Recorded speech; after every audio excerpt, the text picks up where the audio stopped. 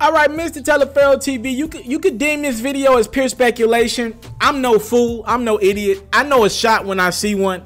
And I'm not gonna lie, it feels like a warranted shot. Now, y'all might call me biased to Charlamagne. Y'all already know. Look, I love my legends, and I appreciate my legends while they're still here. And I'm gonna be honest with you, I deem what Charlamagne has did for radio. You don't gotta like him, you don't gotta love him, you know what I mean? It could be indifferent. You gotta look at what he's done for hip hop and urban radio and call it nothing short of legendary. So if you want to call me biased to Charlamagne, I'll take that, right? I'll take that. Met that brother one time. I don't have a relationship with him, but if you want to call me biased to him, I'll take that. He definitely threw a shot at Joe Budden in their podcast today, specifically Maul. Now, for the last few weeks, if you watch the Joe Budden podcast, and I told y'all before, if you watch my live streams, I try to do one video on information I got from either the Joe Budden podcast or maybe the Brilliant Idiots podcast with Charlamagne and Andrew Schultz. I try to do one video once a week from their content because I think it keeps me up to date and it gives me a much more broader fan base, right? If you watch the Joe Budden podcast over the last few weeks, every week, it consists of Maul taking some sort of shot at the Breakfast Club. I mean, Maul is, you know, and I like Maul. I think he's I like his takes on stuff. I think it gives me, at the bare minimum, a different perspective on stuff, right? But nevertheless, it's shots. He's taking straight shots at he calls them the club. And I've watched over the weeks, it started as are they popping anymore? Are they still popping to I don't think they really, that popping anymore until now we're at the point where he's like, I would never do an interview with that club. I believe what he said on the last week of the Joe Budden podcast featuring Rory and Mal. So it's like, yo, you're questioning if they still have impact. Here's my problem with that. There's not a week that doesn't go by that the Joe Budden podcast doesn't talk about content that happened via the Breakfast Club. Rather it's Monique's, and Joe Budden said he doesn't share the same opinion as Maul, right? Rather it's the Monique interview, whether it's the Tekashi 6ix9ine interview, you know what I mean? Every week, at least a good 10 to 15 minute segment on their podcast comes from something that happened on the Breakfast Club. I'm not trying to be a Breakfast Club homer here. If you ask me what would I rather listen to once a week, I'd probably pick the Joe Budden podcast over Breakfast Club, but I think it's worth noting that the Breakfast Club is in a lot of markets. This is something that just doesn't happen once a week. This is not just a podcast. This is a nationally televised radio show. All right. This is a big deal. This is not just somebody getting a camera and going and shooting at their friend's crib. This is a big deal. All right. And there needs to be a level of respect. I think Charlamagne wants to brag a little more than he will. But I think he still enjoys the Joe Budden podcast. So he kind of pulls back. Anyways. Charlamagne said, and I'm paraphrasing here, something along the lines of, I find it ironic that all these podcasts do all these views, but they don't have any advertising dollar behind them. Again, what is he referring to here? It's simple numbers, right? Companies go to where audience spend the bulk of their time.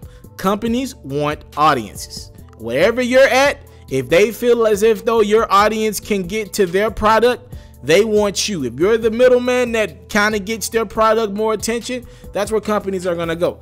And Charlamagne is clearly talking about the Joe Budden podcast, maybe other podcasts as well, but at the bare minimum, the Joe Budden podcast, because they notoriously have not had any sponsors. I haven't seen a sponsor in quite some time on the podcast.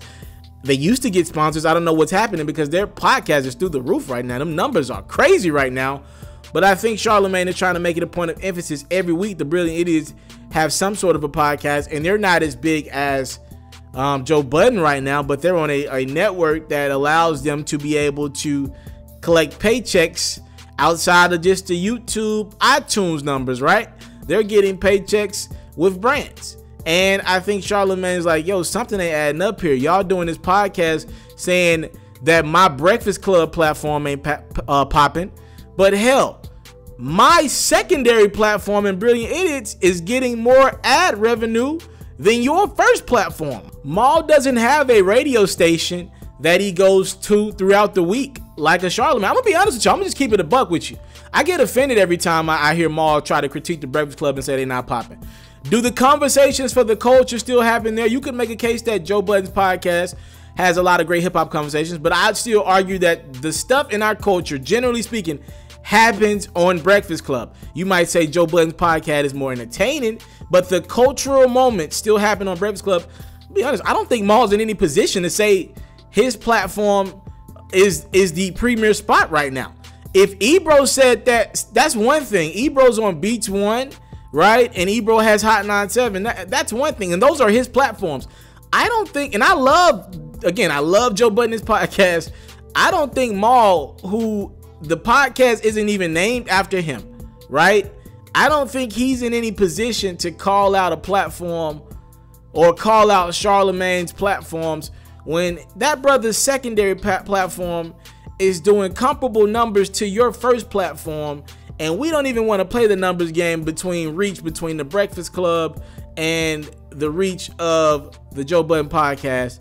Trust me, you think those little YouTube numbers are something, and no disrespect to them, because I'm part of the YouTube Numbers Weekly, those numbers ain't close to reaching people every morning in their cars on their way to work.